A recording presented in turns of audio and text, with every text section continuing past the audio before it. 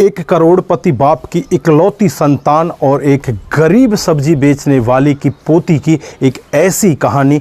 अगर आप उस कहानी को पूरा सुनेंगे तो एक बार के लिए आपको भी वो झकझोर के रख देगी। एक के अंदर कितना घमंड है और एक के अंदर कितने संस्कार हैं। दोस्तों, अगर आप लोग पूरी कहानी के बारे में जानना चाहते हैं तो वीडियो को ज़रा सा भी स्किप ना करें, लास्ट तक वीडियो को ज़रूर देखिएगा। आइए दोस्तों, जानते हैं पूरा मामला क्या था। नमस्कार, जय हिंद। आप देख रहे हैं APH न्यूज़ राहुल रावत के साथ। तो दोस्तों, आज की जो हकीकत की घटना आपको बताने जा रहा हूं, ये मुंबई की हकीकत की घटना है। मुंबई की सड़कों पर एक महिला जो बूढ़ी होती है, लगभग 65 साल उसकी उम्र होती है, वो वहां पर सब्जी का ठेला लगाया करती है।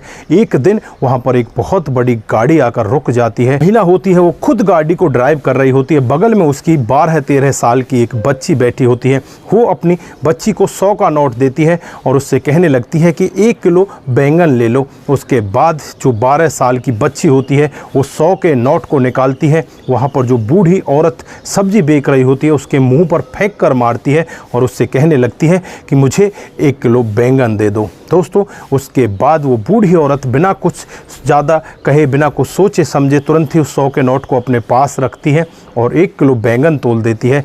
बाकी जो 60 रुपये होते हैं अपनी पोती से कहती है कि बेटा जाओ सब्जी दे आओ और ये 60 रुपये वापस उन्हें दे आओ। यहाँ पर जो पोती होती है वो भी लगभग 11 साल की होती है। वो उस गाड़ी के पास में जाती है और जाकर कहने लगती है कि मैम साहब, ये लो आपकी सब्जी और ये लो आपके पैसे। गाड़ी की मालकिन होती है वो कहने लगती है कि हम जिसको एक बार पैसे दे देते हैं उससे कभी भी पैसे वापस नहीं लेते, ये तुम अपने पास रखो। तो यहाँ पर उस छोटी सी 11 साल की बच्ची के जो वचन होते हैं उनको सुनकर वो इतनी ज़्यादा प्रभावित होती है। वो कहने लगती है कि हमें अपने पैसे से ही मतलब है, आपने हमारे पैसे दे दिए, वो आपकी बड़ी मेहरबानी है। आप यहाँ पर आए यही हमारे लिए धन्य है और आपको हमारी सब्ज़ी अच्छी लगे, इसके लिए हम भगवान से प्रार्थना करते हैं कि आप हमारे पास दोबारा आएँ सब्ज़ी लेने के लिए, लेकिन हमें हमारा ही पैसा चाहिए, हमें फालतू का पैसा नहीं चाहिए। फिर वो लड़की उस औरत को 60 रुपये वापस देने लगती है। अब ये औरत भी यहाँ पर कुछ जवाब नहीं दे पाती, चुपचाप बैठकर सोचने लग जाती है कि वाकई में इस छोटी सी बच्ची के अंदर कितने संस्कार हैं, ये किस तरह से कितने प्यार से मेरे से बात कर रही है और ये कह रही है कि आपके पैसे आप वापस ले लीजिए, हमें तो बस हमारे पैसों से मतलब है, हमें हमारे पैसे मिल गए, इसी में ही हमारा जो धंधा पानी वो चल जाता है, हमारा घर का गुजारा हो जाता है, हमें फालतू पैसों की ज़रूरत नहीं है, हम अपनी मेहनत का ही खाते हैं। दोस्तों, उसके बाद वो यही कहती है कि आप दोबारा हमारी दुकान पर आएँ और यहीं पर आकर हमसे सब्ज़ी खरीदें, इसमें ही आपकी बहुत बड़ी मेहरबानी होगी। दोस्तों, वो औरत सोचती रहती है। इधर जो उसकी लड़की होती है वो इतने गुरूर में होती है, उस बूढ़ी औरत के मुंह पर 100 का नोट देकर मारती है। दोस्तों, वो बूढ़ी औरत कुछ भी नहीं कह पाती, वो गरीब होती है, वो चुपचाप वो सहन कर जाती है।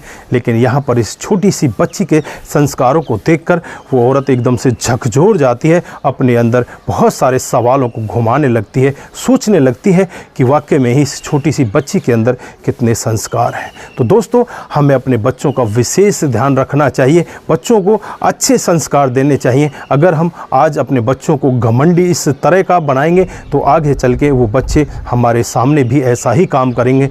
गरीबी अमीरी हर इंसान के भाग्य का खेल है, कभी तो इंसान गरीब भी हो सकता है और कभी अमीर भी हो सकता है। तो प्रकृति का नियम है कि कभी राजा को रंक बना दिया और रंक को राजा बनते भी कभी देरी नहीं लगती। तो कभी भी घमंड नहीं करना चाहिए, अपने संस्कारों को कभी भी नहीं भूलना चाहिए, अपने बच्चों को अच्छे संस्कार देने चाहिए जिससे कि बच्चे आगे जाकर अच्छे काम करें और अपने से बड़ों का सम्मान करें। यहाँ पर वो छोटी सी बच्ची इस तरह से सम्मान करती है। वापस जब वो आती है तो उसकी दादी उससे यही कहती है कि बेटा, तूने कहीं ऐसा तो नहीं क्रोध में जाकर तूने कोई गलत काम तो नहीं कह दिया, उस आंटी से तूने कुछ गलत तो नहीं कहा। तो यहाँ पर वो छोटी सी बच्ची कहने लगती है कि दादी माँ, आपने जो मुझे सिखाया है, मेरी माँ ने जो मुझे सिखाया है, मेरे अंदर वो कूट कूट कर भरा हुआ है, मैं बड़ों का कभी भी अपमान नहीं कर सकती।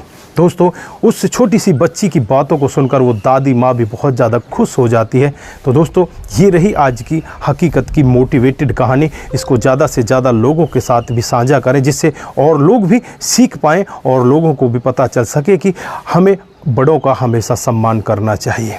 तो दोस्तों यहाँ पर आप क्या कहना चाहते हैं, आपकी जो भी राय है एक बार कमेंट बॉक्स में ज़रूर दीजिएगा। दोस्तों आज के लिए बस इतना ही, फिर मिलते हैं किसी नए मूड के साथ। तब तक के लिए आप अपना ख्याल रखें, परिवार का ख्याल रखें, सतर्क रहें, सावधान रहें। नमस्कार, जय हिंद,